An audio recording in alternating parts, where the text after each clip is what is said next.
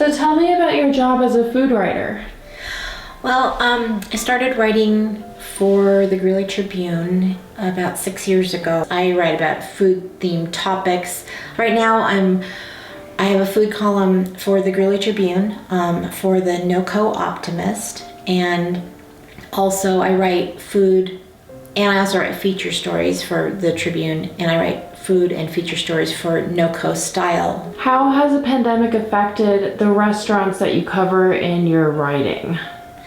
Well, when I first started writing during the pandemic, talking to the restaurants, it had changed the whole industry as far as how I could even talk to them and what they were doing. You're going into a restaurant, you're sampling, taking photos, talking to people, and getting the vibe of the restaurant.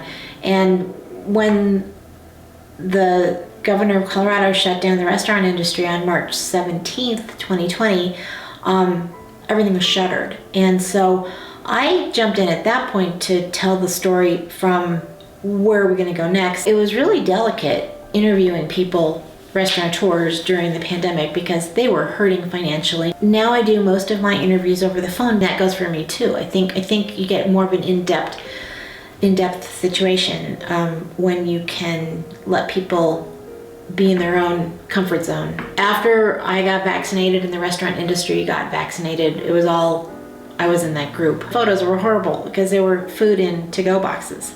So, it takes the finesse aspect out of writing about restaurants because you can't make to-go food look all that pretty. It was good to be able to get back into restaurants, and now I'm much more back into restaurants and comfortable with that. But throughout it all, I've tried to capture the story of the challenges restaurateurs have faced.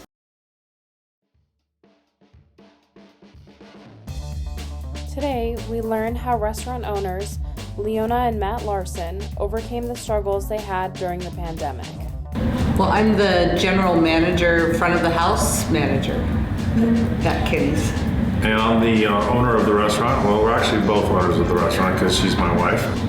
My role in particular really had to step up and figure out how we were going to navigate our way through a very unknown, historic thing that happened as far as keeping employees when we were not allowed to have indoor dining, and how we were going to keep them and continue to do enough business to stay in business. And so it feels nice to be getting back to where it's a little more normal. A key player in that was the Restaurant Association. Ben, the head chef, and Noland, the sous chef at Kenny's, also speak about their experiences working during the pandemic.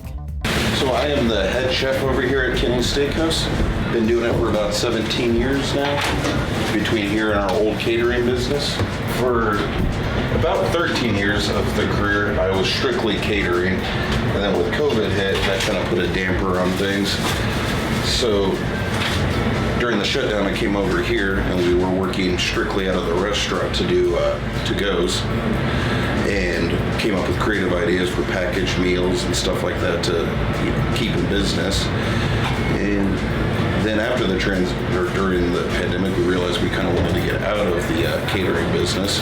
So here I am back at Kenny's. I started here when I was 16.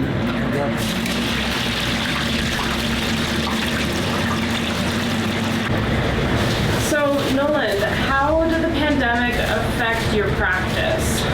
I'd say the pandemic affected my practice. As far as, there's multiple things. Cooking, definitely, like in a timely fashion to make sure everything's done in the pandemic, along with like to-goes and stuff like that. And also, another big thing that helped just a lot of, in general, cleanliness and like cleaning. That was huge for us during the pandemic when we were trying to find kind of stuff to do during the slow times, kind of, you know what I mean?